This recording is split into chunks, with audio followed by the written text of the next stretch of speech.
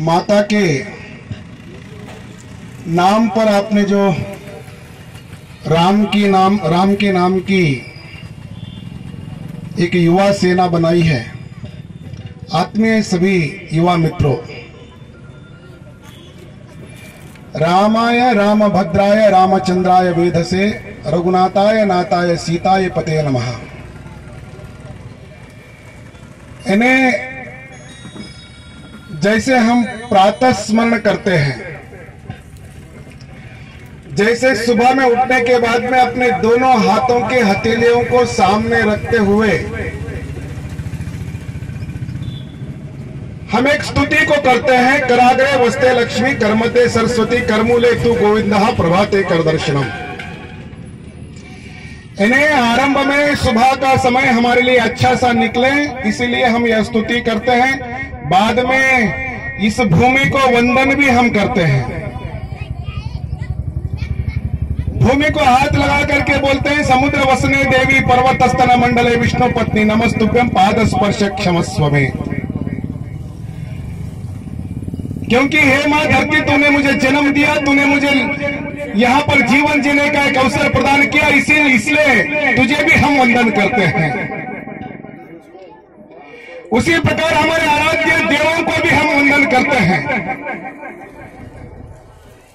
हमारे कुल देवी की स्तुति करते हैं, भगवान की स्तुति करते हैं, कुल देवता की स्तुति करते हैं। और भारत एकमात्र हमारा देश ऐसा है जहां पर हम स्तुति करते करते थक जाएंगे, लेकिन हमारे भगवानों की कोई कमी नहीं होती, हमारे त्योहारों की कोई कमी नहीं होती। आज यहां हिंदू संप्रदाय के अनुसार युगादि पर्व से हमारा नया वर्ष आरंभ होता है। चैत्र मास के पर्व पर हम नवरात्रि मनाते हैं।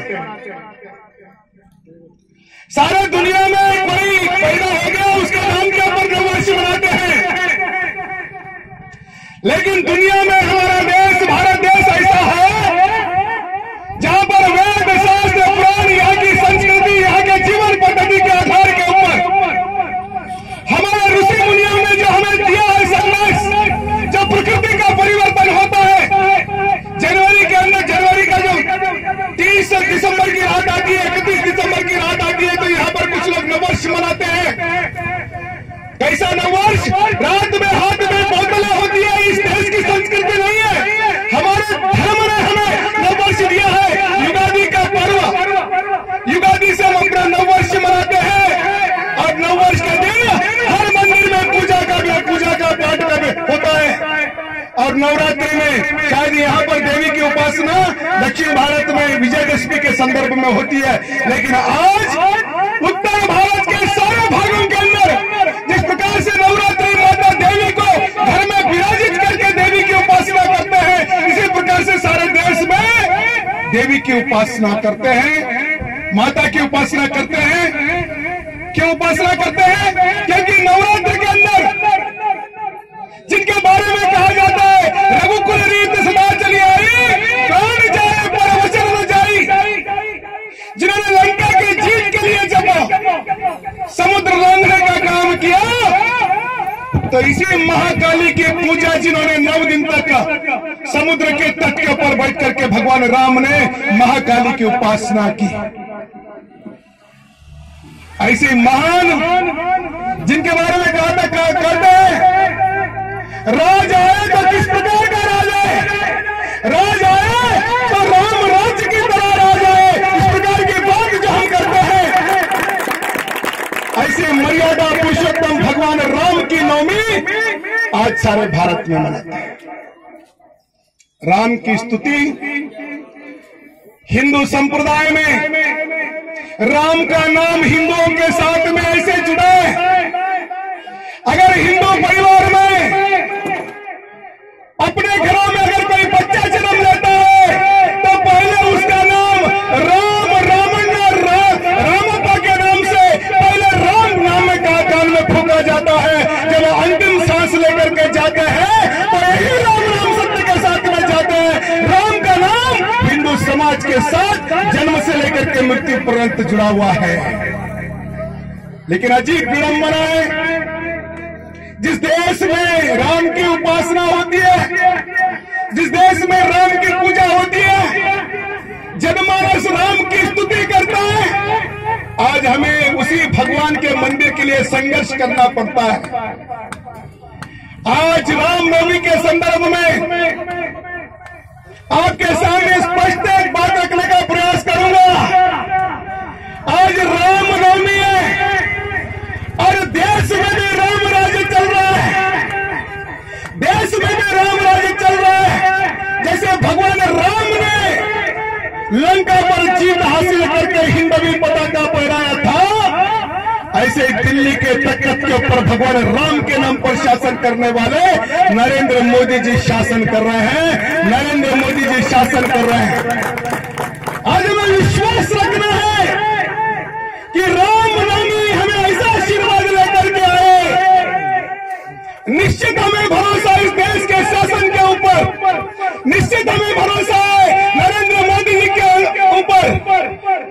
दुनिया में बसने वाले करोड़ों हिंदुओं की जो भावना है, करोड़ों हिंदुओं की जो अपेक्षा है, और जब कई लाख लोगों ने जिस भगवान के लिए हंसते हंसते राम लला हम आएंगे, मंदिर वही बनाएंगे, इस प्रकार के व्याख्यान करके अपने प्राणों की आहुति दी है।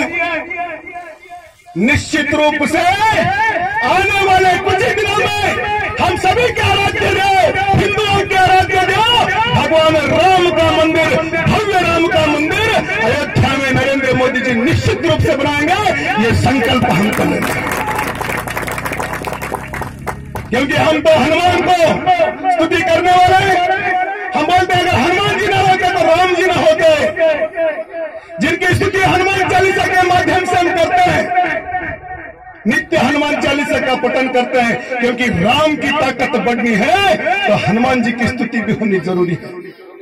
हनुमान जी अगर लंका को लाना है तो राम की स्तुति भी जरूरी है। ऐसे संदर्भ में हम हैं और जिनके साथ मां काली की उपासना, मां शक्ति जिनके साथ में है, शक्ति जिनके साथ में है, हम जानते हैं जब जब भी शक्ति ने हमें साथ दिया है तब तब हमने धर्म की लड़ाई जीती है। जब जब भी हमें मां दुर्गा ने साथ दिया है, मां भवानी ने साथ दिया है, मां महाकाली ने साथ दिया है, तो हमने अपना पताका लहराया है। चुप नहीं बोलते शिवाजी महाराज के बारे में। काशी जी की कला जाती, मथुरा मस्जिद होती, अगर शिवाजी न होते सब हिंदुओं की सुन्नत होती।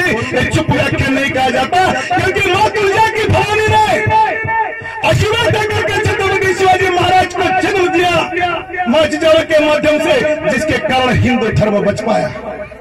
भाइयों, आज हमें उस मां की उपासना करनी है, क्योंकि मां की उपासना करेंगे तभी एक ऊर्जा, एक ताकत आती है, तभी हिंदू समाज में करंट की उत्पत्ति होती है और राम का नाम लेंगे वो करंट का प्रवाह भरन बहने लगता है।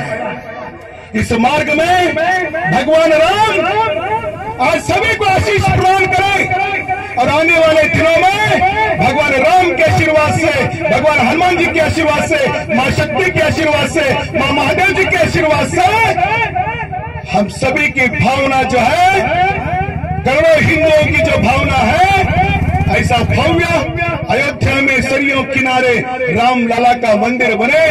इस संदर्भ पर यही संकल्प लेते हुए आज जो शाम में आप रामनवमी का जुलूस करने वाले हैं, सभी महाकाली के युवा शक्ति युवा मित्रों, भगवान के नाम पर गुणगान करें और शांतिपूर्वक भगवान राम का जुलूस आप निकालते ही हैं, उसी प्रकार से निकाल करके राम नाम के अंदर ऐसे भोर हो जाए, अपने आप को भूल जाए। क्योंकि सभी लोग प्याला पीते हैं, प्याला पी करके त्योहार मनाते हैं, लेकिन हम तरुणों को प्याला तो पीना चाहिए, प्याला तो पीना चाहिए। और कौन सा प्याला पीना चाहिए? भगवान राम का प्याला पी करके उस नशे में हमको धूमधाम से नाचना है और भगवान राम की स्तुति करनी है। आपने बुला करके प्रेम से भगवान राम के पूजन में भाग लेने का अवसर आप सभी ने प्रदान किया। आप सभी को बहुत बहुत धन्यवाद। जय श्री राम।